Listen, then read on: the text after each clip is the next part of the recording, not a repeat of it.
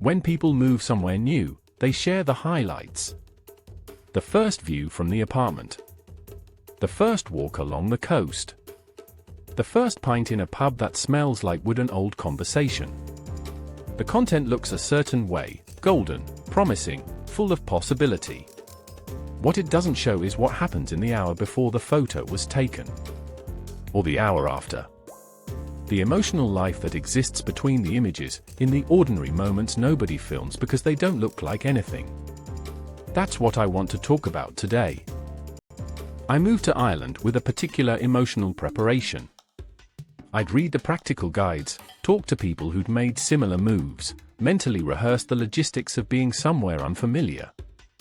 What I hadn't prepared for, what none of the content I'd consumed had addressed, was the specific emotional weather of the first year. Not the dramatic emotions. Those I expected. The loneliness of the first weeks, the excitement of exploring somewhere new, the occasional panic of wondering whether I'd made the right choice. Those arrived on schedule, and I recognized them when they came. It was the subtler emotions that surprised me.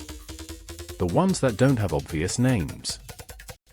There was a specific feeling I experienced in the first month, not sadness, not happiness, but something more like being suspended. Like the emotional version of jet lag. My feelings hadn't caught up with the decision yet. I was physically present in Ireland, going through the motions of a life here, but emotionally I was still somewhere in transit.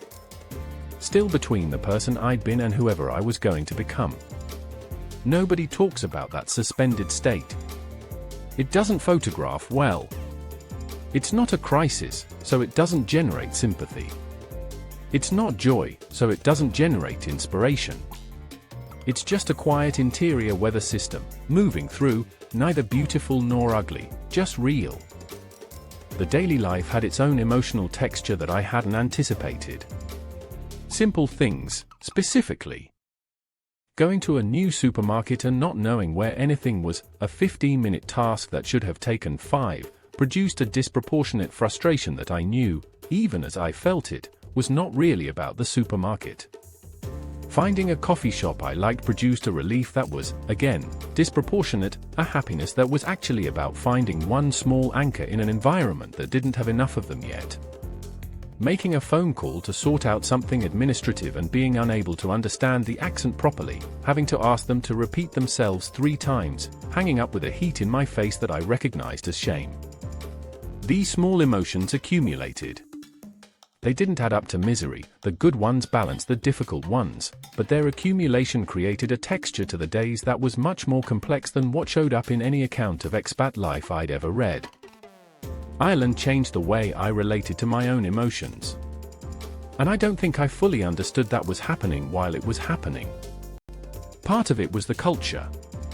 Irish people have a particular relationship with emotional expression that took me a long time to read correctly.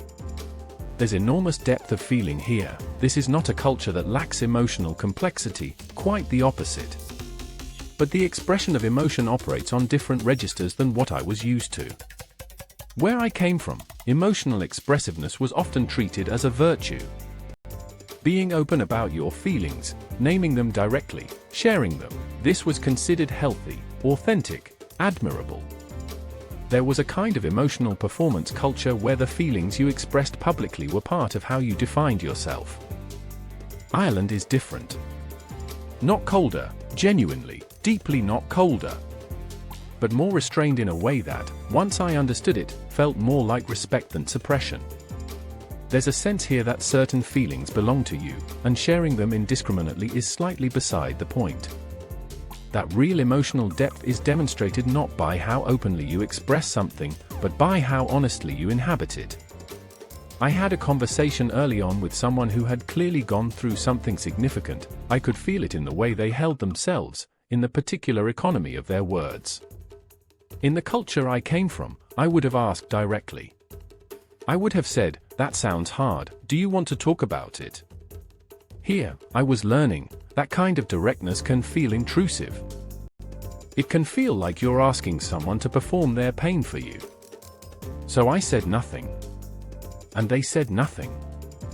And we had a conversation around it, around the edges of it, and somehow, in the space between what was said and what wasn't, something true was communicated.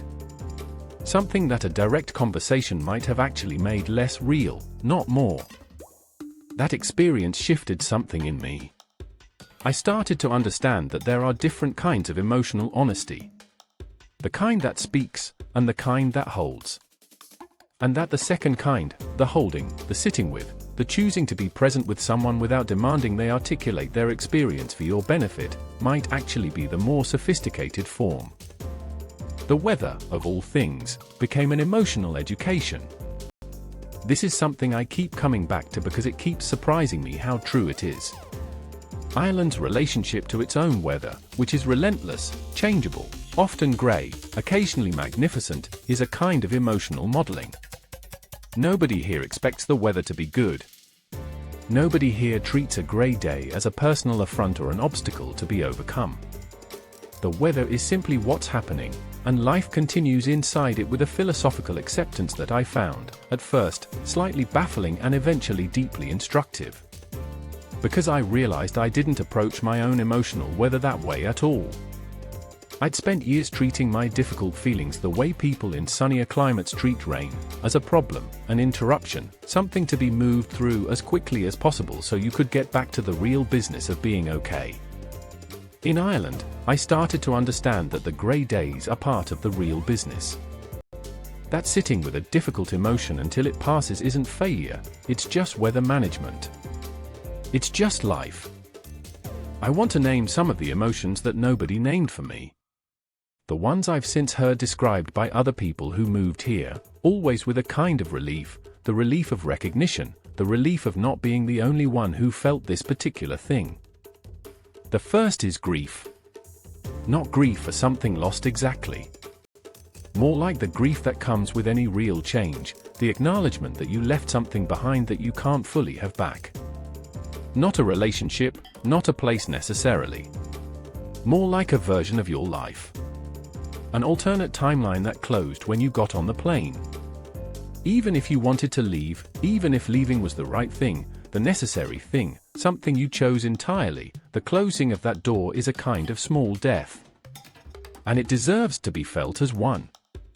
Nobody told me I was allowed to grieve the life I'd chosen to leave. The cultural messaging around big life moves is almost entirely about gain, what you're moving toward, what you'll experience, how you'll grow.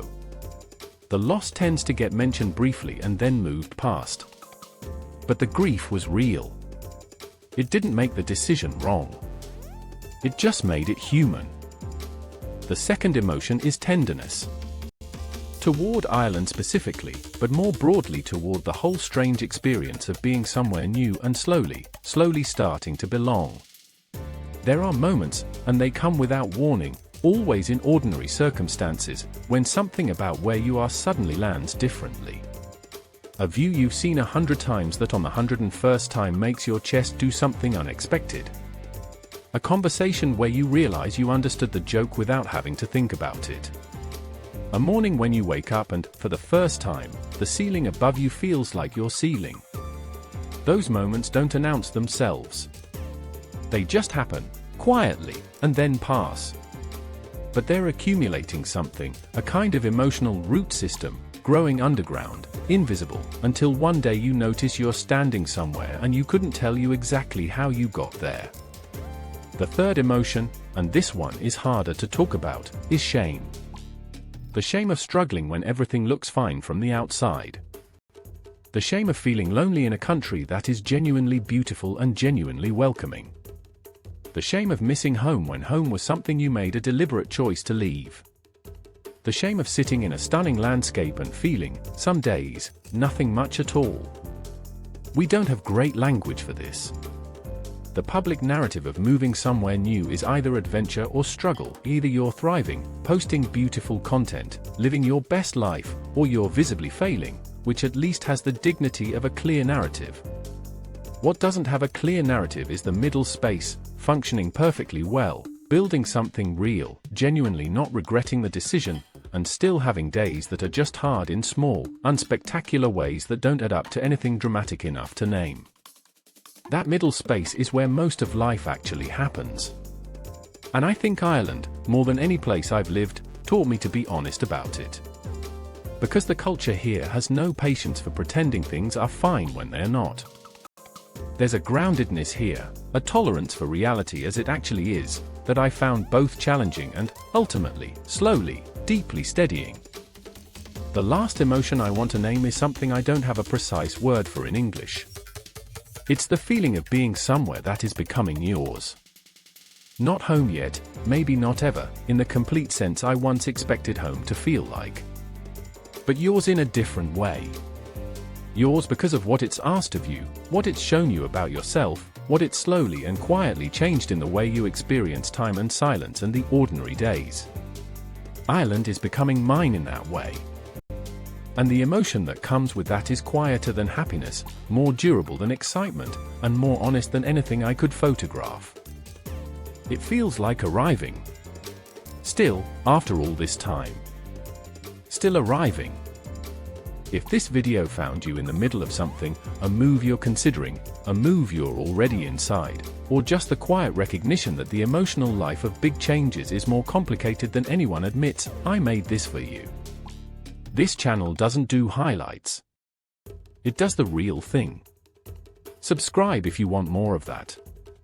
And leave a comment below, tell me the emotion you weren't prepared for. The one nobody mentioned in any of the content you consumed before you made your move. I'll read every single one. And I'll be here, in the middle space, being honest about it alongside you.